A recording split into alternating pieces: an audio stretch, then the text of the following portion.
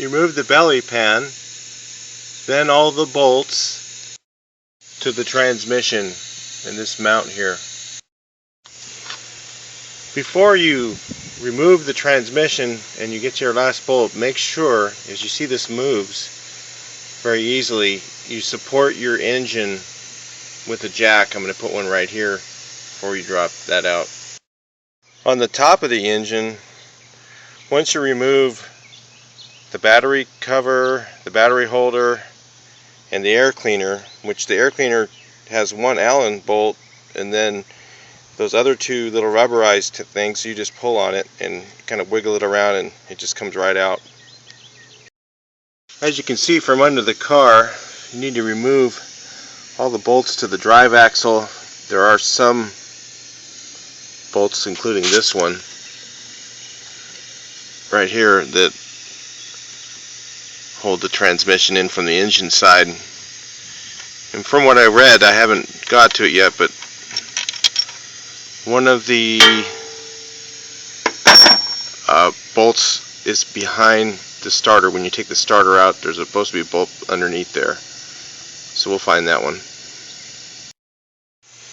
Do not remove these 3 bolts from this mount until everything, you have jacks underneath the engine and the transmission. Otherwise you'll just have a big crash and everything will fall down. So leave these 3 in. Those are going to be your last bolts to take out once you've got all the transmission bolts loose. On the driver's side, remove the wheel, and you're going to want to take off this whole hub assembly, get it out of the way so that you can get this axle out. So I would take this nut off. You have underneath here your 3 bolts to the A-arm for your ball joint. Remove those, and then you're going to want to remove this axle. On the other side, what I'm doing is tying it up so it's out of the way, so I don't have to remove all that assembly, but just take out the, I think it's 6 axle bolts out of the interior side of the axle, which you can see if you look back up in here behind the axle where my hand is. There's bolts back up in there, 6 of them. Alright, now if you want to save yourself some time, what you want is to have one of these. It's a 36-inch extension, or at least a 24-inch. I use a 36 because I don't want to break my knuckles. But you, to get to these bolts, you just put it inside here, put your sprag on the end of here, the 12-point socket in your socket. Put it all the way up in there and then loosen it from out here so that you're not breaking your knuckles. Another item you want to take out is your inner fender well, the lower portion of it, and then you can just see the transmission. It just makes it a whole lot easier, and then you can see those bolts back in there that you need to remove. It's much easier to do. Okay, it takes a pretty healthy wiggle to get the starter out of the way. In fact, I unloosened the ground straps all the way down. If you look right here, these 2 hold downs for the ground, unclip those, see right here, you can even see that, and then one down below. Take the ground out and then wiggle it around with the starter and get it out.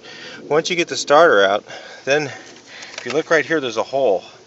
Inside the hole is that bolt they were talking about. So there is a bolt in a mystery place, and that's the one. When you go to remove this plug, you remove it by twisting it. If you can see, there's threads on here. You twist it and you pull it at the same time. I removed the cap just to see if there was something behind it. I've never taken apart a plug like that before. What you need to do is, what I do is when I've loosened up the transmission and it's sitting kind of sideways and I got it supported, I reach down here where it's easier to reach so you can get these off and take off the shifter linkage. Okay, here's the catch-22 of the job, looks like. So, before you can get the transmission out, it looks like you're going to have to loosen the cross member and take out this A-arm hold down assembly, whatever it's called. It doesn't look very fun. There's a lot of bolts on there. I took out most of them, but it looks like the next thing I have to take off is the I'm not sure what's holding it. Maybe just loosen everything up a little bit and slide that out of there. So that's the most difficult part of the job. Other than that, it looks like it's going to be fine. Alright, so with the transmission loosened and the A-arm holder bracket and the under thing loosened, it looks like you can reach right in here. Of course, you can see the DSG flywheel is loose. How it's moving, shouldn't move at all. You can get to these 6 bolts right here, right through this little hole, and remove the flywheel without even taking the transmission all the way out of the car, I believe. I'm going to try it.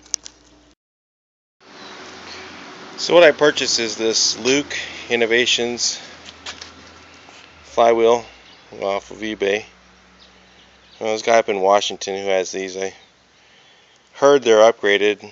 I'll trust anything but the dealer, because the dealer sells you junk that you have to replace. Not real big fan of Volkswagens, but can't beat their diesel right now.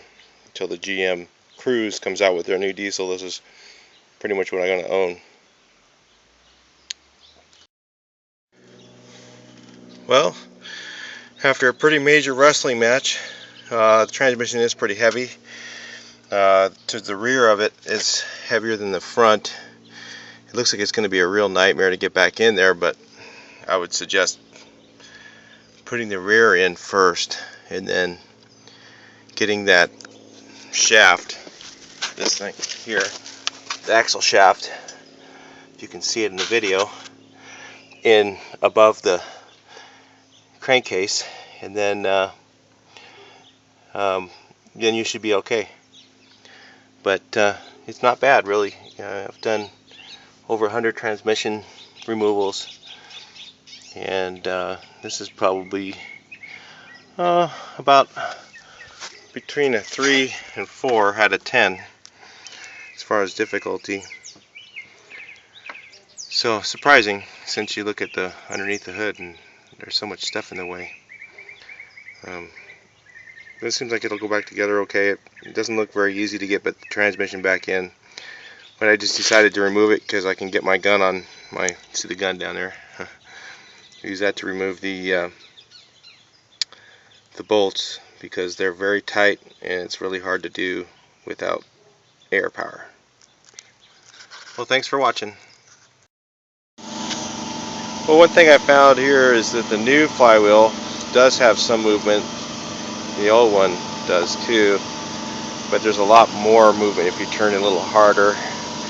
It kind of hits a spring, where the new one, you hit it and it's tighter. So I guess they put better springs in them. This one was making some noise. It wasn't rattling all the time.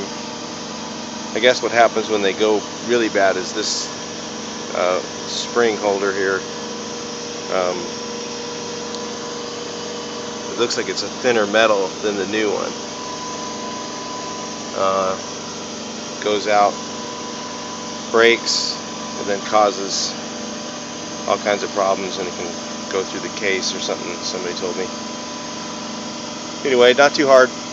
Have fun. One more thing I found is here, this heat shield, or little, I don't know what kind of a shield it is, but it's located right here above the axle, and I noticed it got a little bit bent taking it out, so the axle was hanging up on it and didn't know it. So it'd be better off, there's a little 10mm screw on the top of, it's located above the axle. If you remove this ahead of time, it'd probably save you a little bit of struggle taking the transmission out.